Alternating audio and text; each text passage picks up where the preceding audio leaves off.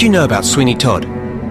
Did he even actually exist? A serial killer so insane that he would cut his customers' throats while they sat in his barber's chair.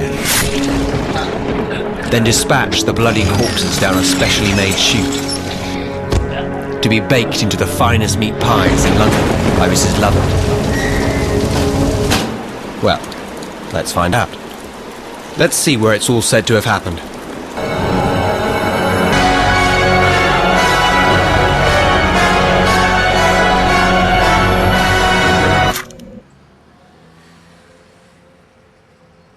Hello. Welcome to London. You should be looking out across the River Thames, directly down from Temple Tube Station. As for the River Thames itself, it stank. The river was a thick, dark green and emitted a putrid, noxious odour that hung over the whole city. This vile liquid was drinking water for many Londoners. One summer, known as the Great Stink, the curtains at the Palace of Westminster had to be soaked in vinegar so the government could get on with their work. Anyway, are you ready? Let's turn our attentions away from the river. Face away from the Thames and look over the road. You can see Temple Tube Station. Wait at the bottom of the small set of steps outside the station.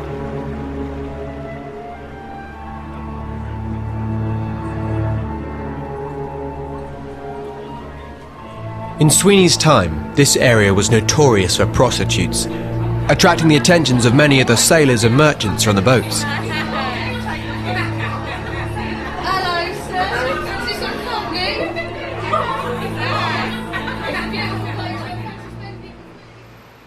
Now walk up the steps. Walk along the side of the park here. Don't stop until you get to the far exit of the park, and then wait. The London that Benjamin Barker returns to is a changed place, but then again, so is he. We're standing on the corner by the exit of the park, beside the gate. Directly across from us, you can see a passageway, just next to that red phone box. That's Milford Lane. Walk along Milford Lane until you get to the bottom of some steps. Stop there. As you walk here, Victorian London doesn't seem so far away. All that is missing is one of the famous London fogs of the time, known as pea supers. They were a toxic mix of fog and the sulphurous smoke that endlessly belched out of factories, blackening buildings and filling lungs. You'd only be able to see a few feet through the thick, dark gloom, relying on the flickering gas lamps to find your way. You should be standing at the bottom of the Milford steps. Start walking up them and wait at the top. These are the original wharf steps. Before they built the Victoria Embankment, where we've just walked, the Thames would have been only a few feet away. It was right here that men would have unloaded the cargo from the ships and heaved it up these steps to the waiting horses and carts at the top. You're at the top of the steps. Wait here. This respectable-looking street was once a haunt of highwaymen who would wait hidden in the shadows for valuable cargo or rich-looking people, and then emerge quickly to steal what they wanted before vanishing back into the fog. Let's walk up this road, on the right-hand side, until we reach a pub on the corner, the Edgar Wallace. Wait beside it. For 2 centuries now, people have been enthralled with Sweeney's exploits. Historians still debate his existence, and author Peter Haining, in his book Sweeny Todd, The Real Story of the Demon Barber of Fleet Street, is convinced Sweeny was a real person living in 18th century London who was responsible for around 160 murders, making him one of Britain's most prolific serial killers. What is certain is that in November 1846, Sweeny made his first appearance in a magazine called The People's Periodical. The story was innocently titled The String of Pearls, a Romance, set in 1785, and it featured all the now famous ingredients: the throat slitting, the barber's chair, and of course, Mrs. Lovett's meat pies. Most intriguingly, printed on the first page were the words, "Founded on fact." We're standing by an alleyway, Devereux Court. Let's take it. Turn into the alley and start walking. We're entering legal territory here. In front of us, you'll see the entrance to the temple. It's one of the four inns of the Court of London where barristers had their chambers. It was originally built as a monastery for the Knights Templar in the 12th century. It's an amazing labyrinth through ancient London that, when it's open, is great to explore, but it's not where we're heading today. No, just turn the corner and stop in front of the pub, the Devereux. You're standing in front of what was once one of the finest coffee houses in London, the Grecian. Coffee houses flourished in the 18th century. Men would spend days inside debating all that was new in commerce, politics, technology, science, and scandal. You'd judge a man by his choice of coffee house, and this was one of the most elite, where you'd find famed scientists, philosophers, and scholars. It was here that Isaac Newton, in front of an astonished crowd, once dissected a dolphin. Let's get going. Continue walking along Devereux Court as it winds round, and you'll exit at the main road of the Strand. Stop and wait when you get there. The Grecian would have been humming with life at the time Sweeny was said to be slashing throats on nearby Fleet Street. After his appearance in that first Penny Dreadful, Sweeny's fame grew quickly. The blood-soaked tale struck a chord with the public, and before long there were many magazines, books and plays feeding people's fascination with a demon barber.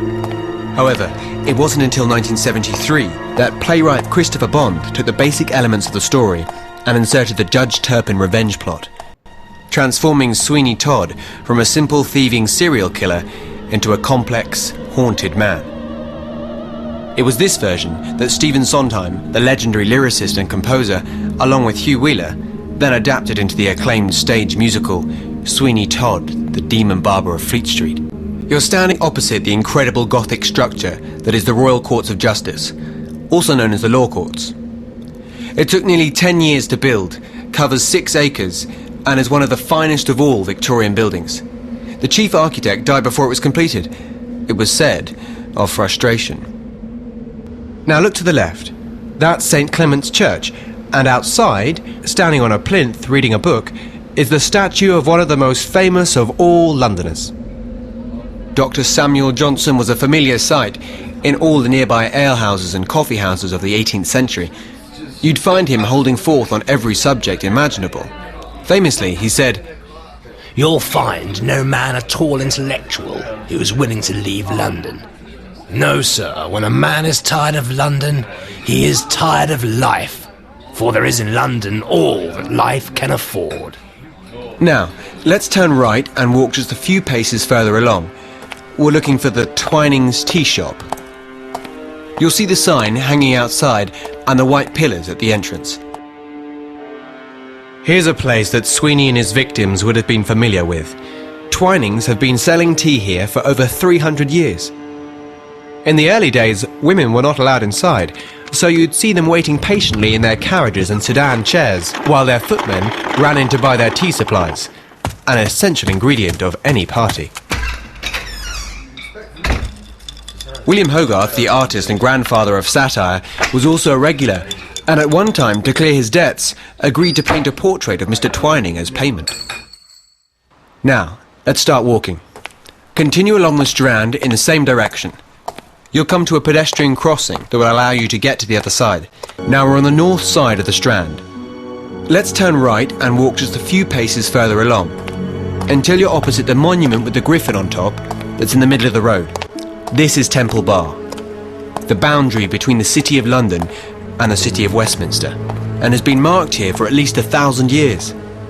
Originally, it was just a wooden gate, but from the 17th century you'd have found a magnificent structure designed by Sir Christopher Wren, with separate arches for pedestrians and carts.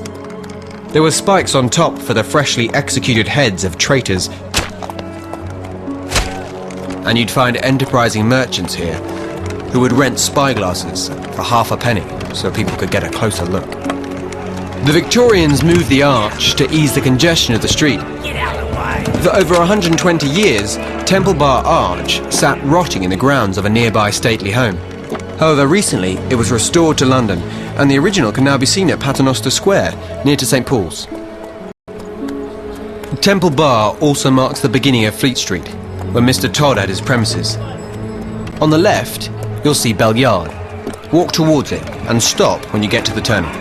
Let's walk up Bell Yard and I'll show you.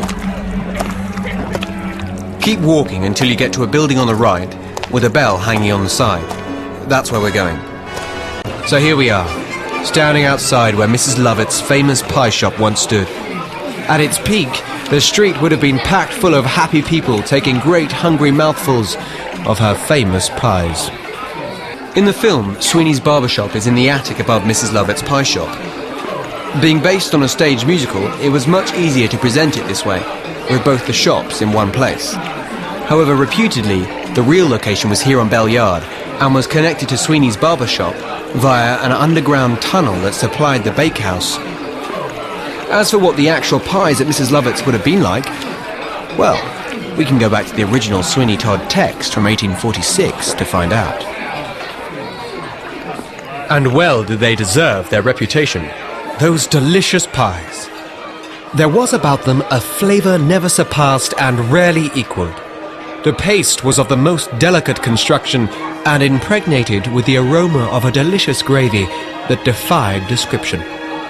Then the small portions of meat which they contained were so tender, and the fat so lean, so artistically mixed up, that to eat one of Mrs. Lovett's pies was such a provocative to eat another that many persons who came to lunch stayed to dine.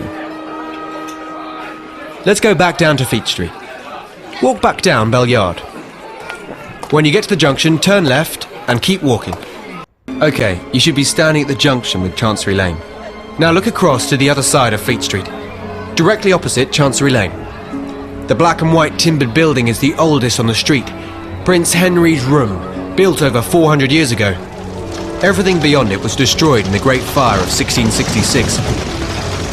It was once a pub, and for a long time it housed one of the street's main attractions, Mrs. Salmon's Waxworks, a wildly successful collection of perspiring wax figures of the famous and freakish, a precursor to Madame Tussauds. In Sweeney's time, there would have been many strange attractions roaming through the crowds, indulging their curiosity. Everything from severely deformed people, contortionists, fire eaters, as well as animals such as bears and tigers. Anyway, no time to linger. Cross directly over Chancery Lane when you can. We're going to keep walking along Fleet Street until we get to St. Dunstan's Church. It'll be on our left. You can't miss it. Stop when you get to the main entrance of the church. We're standing outside St. Dunstan's. Continue a few paces along Fleet Street. Stop and wait underneath the clock you'll see on the side of the church. In centuries gone by, this clock was a famous feature of the street. It was the first clock in London to include a minute hand. However, what used to draw the crowds here were the two figures with clubs that you can see behind, Gog and Magog. They were a hugely popular attraction that people came miles to see. When they clubbed the bells, a cheer would echo down the street. However, as far as we're concerned, there's something much more interesting here. Walk just next door and stop. Here we are, number 186 Fleet Street, the reputed location of Sweeny Todd's barbershop. The sign that was hung outside said, "Easy shaving for a penny, as good as you will find any." It takes some imagination to see what it would have been like. There would have been a traditional red and white barber's pole outside, representing blood, a reminder that barbers in Sweeney's day were also barber surgeons, qualified in the art of bloodletting. Londoners would go along to have blood drained from their arms, in the belief that it would keep them healthy and free of disease. Sweeney advertised his services by displaying jars of teeth, hair, and blood in the window, while in the centre of the room lay his most ingenious and sinister device of all, the barber chair. Anyway, we'll be coming back this way later. Just notice the sandy-coloured building opposite, Hawes Bank, the oldest private bank in the UK, where the first cheque was ever written. Maybe Sweeney had an account there. For the time being, let's move on. Continue walking along Fleet Street. The main road that we'll come to is Fetter Lane. Stop when you get there. Now cross over Fetter Lane when you can, and keep walking. We're going to keep going as far as Johnson's Court. It's a very small alley on the left. You'll pass a couple of alleys before you get to it. So keep going and look out for number 165 on the left. Stop when you get there. The alley is just after a hardware store, Robert Dyer's. We are beside Johnson's Court. Look just inside the covered alleyway and you'll see a sign to Dr. Johnson's house. That's where we're going. Follow the signs until you get there. The alley twists and turns, and eventually you'll find yourself outside his house. It has some metal railings and a gate, and there's a big solid black door with the number 17 above it. Stop when you get there. As you weave through here, the words of Dr. Johnson echo out. If you wish to have a just notion of the magnitude of this city, you must not be satisfied with seeing its great streets and squares, but must survey the innumerable little lanes and courts. It is not in the showy evolutions of buildings, but in the multiplicity of human habitations which are crowded together that the wonderful immensity of London consists. We're standing outside where the great Dr. Johnson once lived. It was here in the attic, along with 6 assistants, that he compiled his most famous work, his dictionary. Apparently inside the house it was chaos. Books everywhere, manuscripts, and people coming and going. They furiously worked for nearly 10 years on the dictionary, and the final version contained over 40,000 definitions. Turn right and walk through Gough Square. Look out for the statue of the cat at the far end.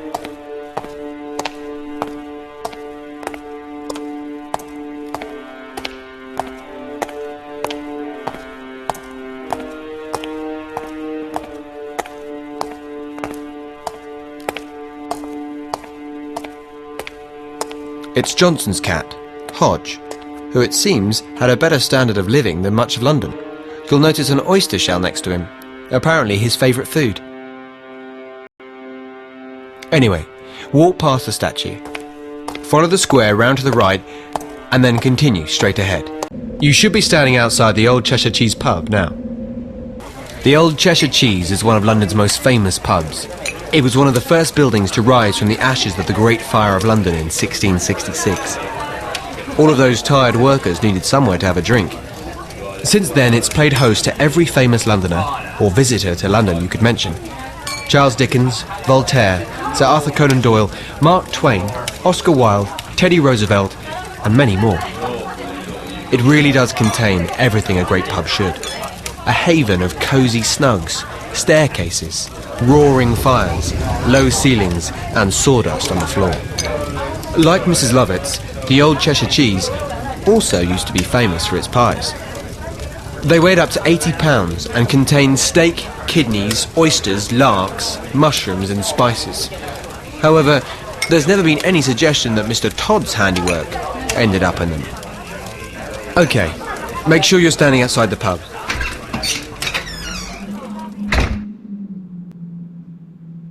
Walk under the covered alley you can see and wait at the end. Okay, we're standing back on Fleet Street. Look across to your left and you can see the magnificent dome of St. Paul's Cathedral, designed by Sir Christopher Wren. It was built after the Great Fire. It's time to move on. We want to get directly opposite to where we are now, to the other side of Fleet Street. To do this, we need to take the pedestrian crossing. You'll see it just to your right. Walk to it, cross over, and then wait when you're directly opposite to where we are now. Okay, we're standing on the corner of Whitefriars Street, opposite where we emerge from the Old Cheshire Cheese. Let's continue east along the road in the same direction we've been going. We're going as far as St. Bride's Church. To get there, keep on walking until you see an alleyway on the right, the one after Salisbury Court. Stop when you get to the alley, and you'll see the spire of St. Bride's to your right. Other than Sweeny Todd, Fleet Street is most famous as the heart of the printing industry. As you look around, nearly all of the buildings were the homes of former newspapers. If you see the big clock hanging over the building opposite, that was the Daily Telegraph, and the curved glass Art Deco building beyond was once home to the Daily Express. It all began back in the 15th century when William Caxton's apprentice, Wink de Worde, set up his press near to where we are now. It wasn't long before writers, playwrights and poets came here to get their work published, and other enterprising merchants started their own presses in competition. By the mid-20th century, the pubs around here were bursting with journalists, and the printing presses would seismically rumble all through the night. The papers would then be thrown onto delivery vans who would race with each other across London to the train stations for the prestige of being first with the day's news. It was an epic industry, steeped in its own culture and myths. The first newspaper in the world was even printed on this street, the Daily Courant, in 1702. The industry declined in the 1980s as publishers started moving out to cheaper, more efficient premises near Docklands. You should have reached the alleyway. Look down it and you can see St. Bride's Church rising up in front of you.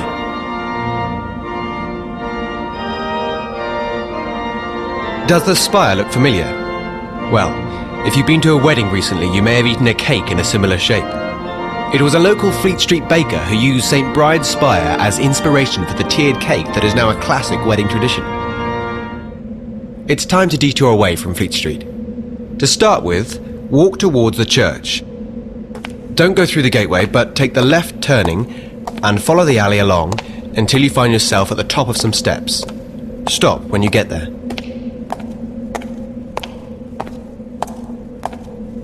St. Bride's is also known as the Printer's Church and has been on this site for over 1,000 years. In the Second World War, it was badly bombed during the Blitz, and only the original spire survived. However, this revealed that the church was built on a Roman house. You can see the remains if you visit the museum in the church crypt.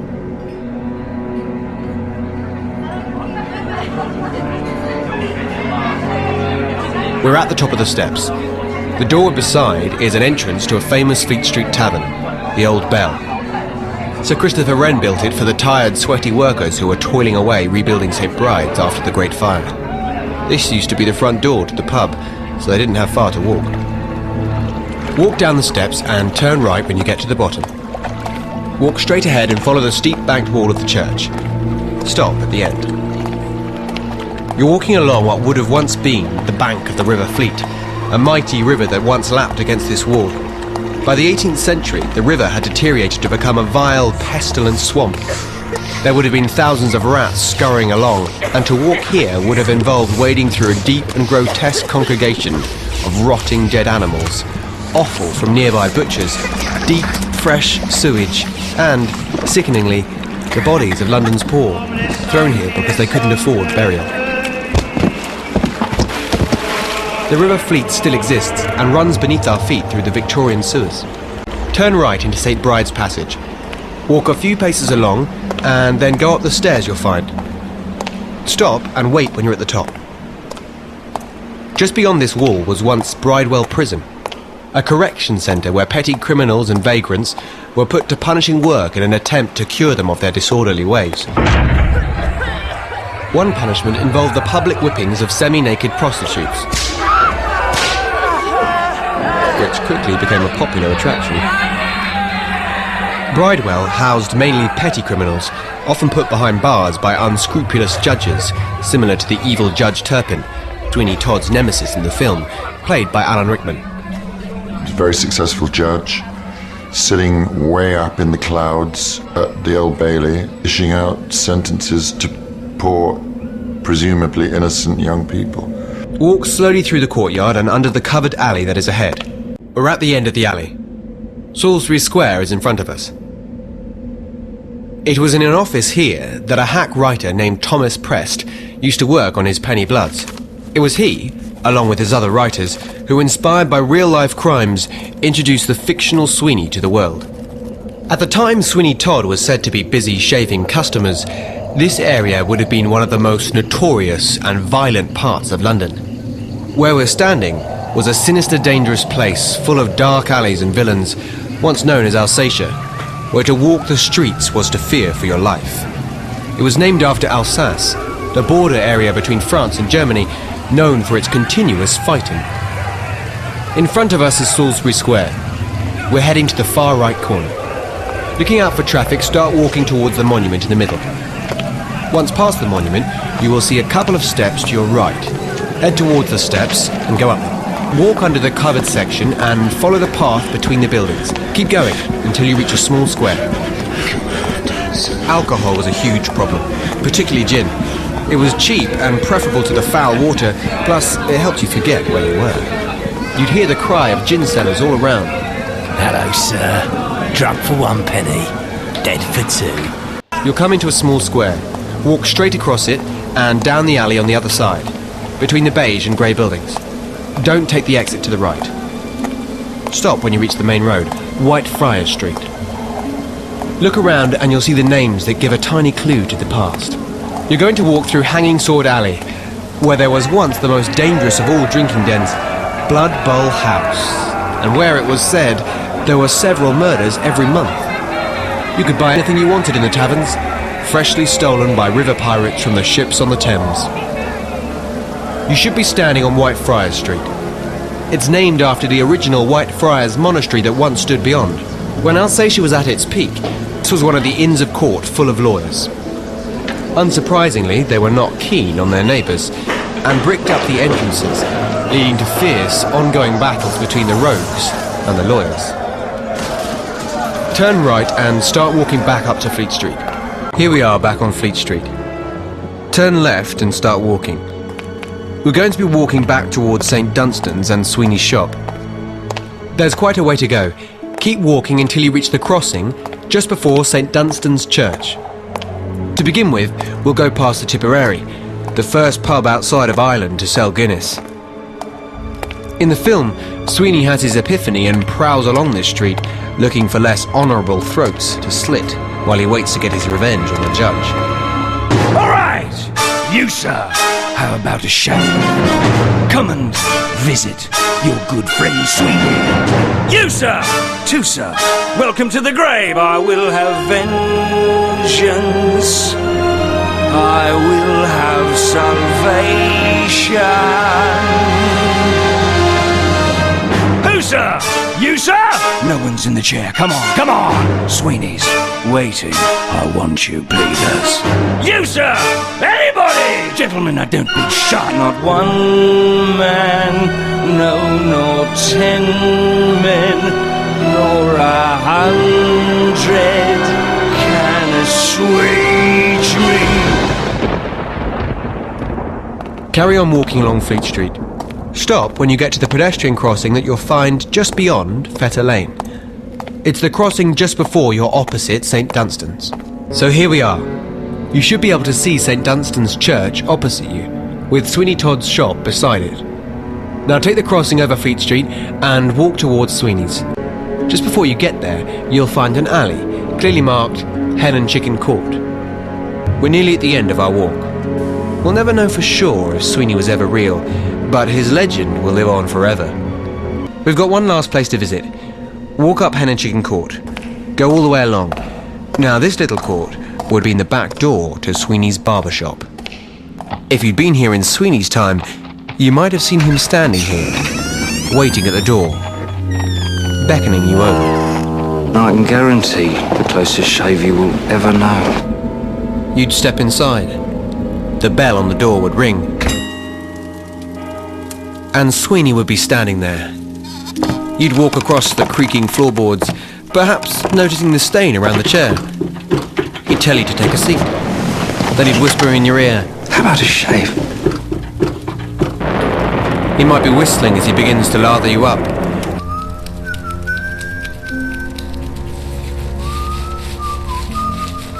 Then he'd begin the shave. The rhythmic sound of his glistening razor gliding artfully across your throat. Back and forth. Back and forth. Then, in an instant, if it wasn't already too late, you'd look up, and he'd be there, over you, his razor high, his eyes blazing, lost in rapture. And then the razor would come down across your throat. You'd feel it slice deep into the artery of your neck. Then you'd watch as your blood sprayed over his face.